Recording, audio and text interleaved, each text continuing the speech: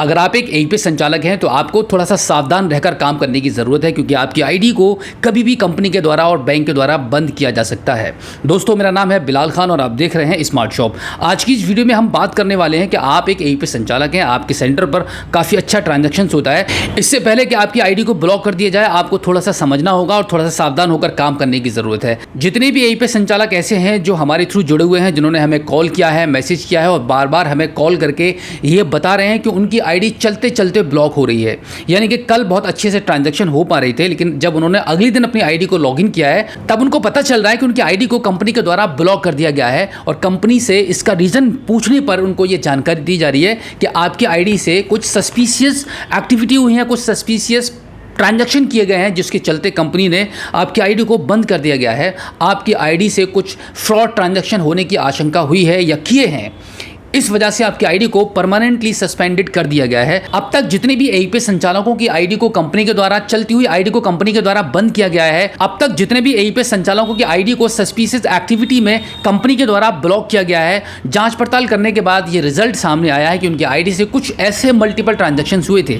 वो transaction genuine थे, उन एपीएस संचालकों ने कोई भी फ्रॉड करने की कोशिश नहीं की थी, बट कंपनी के पैरामीटर्स के हिसाब से वो गलत एक्टिविटी कर रहे थे अपनी सीएसपी आईडी से, जिसकी वजह से उनकी आईडियों को ब्लॉक कर दिया गया। तो मैं आपको बता दूं कि आपको वो गलती नहीं करनी है जो पीछे जाने अनजाने में उन लोगों ने गलतियां की हैं और उनकी आईडी को ब्लॉक कर दिया गया है। मैं आपको बता दूं, जब एक आईडी आपकी सस्पिशियस एक्टिविटी में अगर कभी भी बंद होती है तो आगे आपको आइडिया लेने में प्रॉब्लम होगी। आपके नाम से, आप फैमिली में तो किसी के भी नाम से ले सकते हैं, लेकिन आपके नाम पर आईडी बहुत ही मुश्किल से मिल पाया करेगी आने वाले टाइम में।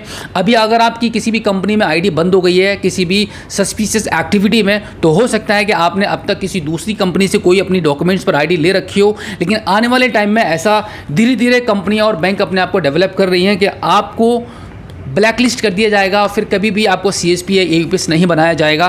तो इसके लिए मैं आपको बता दूं कि आपको सावधानी ये बरतनी है कि जब भी कोई भी ग्राहक आपके पास आता है, क्योंकि आज की डेट में हर कस्टमर्स का, हर ग्राहक का मल्टीपल बैंक्स में अकाउंट है, तो जब भी आपके पास आधार के माध्यम से कोई भी ग्राहक निकासी करने के लिए आता है तो वो पहले आपको एक पर्टिकुलर बैंक बताएगा। उसमें अगर पैसा नहीं है तो वो बोलेगा कि आप कैनरा बैंक से पैसा निकाल दीजिए। कैनरा बैंक से भी अगर नहीं निकलता है तो वो कोई भी आपको बैंक बता सकता है, जिस भी बैंक में उसके मल्टीपल अकाउंट्स हैं। और सभी अकाउंट्स में अगर पैसा नहीं होगा, सभी अकाउंट्स की बार बार निकासी करने पर आपके सिस्टम पर इनसफिशिएंट बैलेंस या कोई भी एरर अगर आ जाता है, कंटिन्यू 4-5 बार आप फिंगर लगवा रहे हैं और हर बार आपका पैसा नहीं निकला और हर बार ट्रांजैक्शन फेल हो रहा है, तो ये मान के चलिए बहुत जल्द आपकी आईडी बंद कर दी जाएगी, क्योंकि आपकी आईडी पर कंपनी बहुत अच्छे से नज़र रखी हुई है।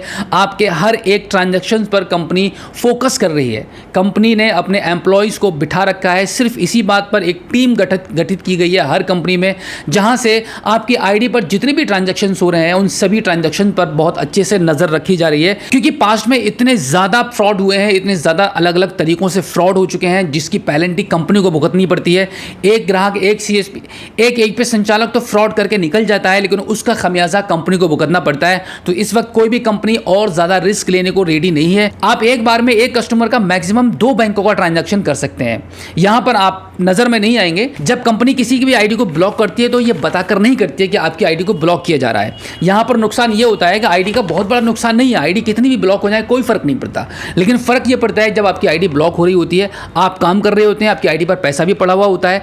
कितना भी पैसा हो सकता है, किसी की आईडी पर 50,000 पड़ा होता है, किसी का 1 लाख पड़ा होता है, किसी का 10,000, 5,000, 2,000, 1,000, कितना भी कुछ भी पड़ा हुआ हो सकता है। तो जब बैलेंस आपकी आईडी पर मौजूद है और आईडी ब्लॉक होगी तो बैलेंस भी ब्लॉक हो जाता है, तो बहुत बड़ी परेशानी का सामना करना पड़ सकता है। दोस्तों, आज की इस वीडियो में जो जानकारी मैंने आपको दी है वो बिल्कुल प्रैक्टिकली है। आई होप आज की ये वीडियो आपको काफ़ी अच्छी लगी होगी। हमारी इस वीडियो को लाइक ज़रूर कीजिएगा और अपने दोस्तों में शेयर करना बिल्कुल भी मत भूलिएगा। अगर पहली बार हमारे स्मार्ट शॉप यूट्यूब चैनल पर आए हैं और अभी तक आपने हमें सब्सक्राइब नहीं किया है तो प्लीज़ एक बार सब्सक्राइब कर लीजिएगा और बेल आइकन को भी प्रेस कीजिएगा। तो चलिए दोस्तों, मिलते हैं आपसे किसी और एक अगली वीडियो में एक नई जानकारी के साथ, एक नई अपडेट के साथ और एक नए जोश के साथ। तब तक के लिए जय हिंद।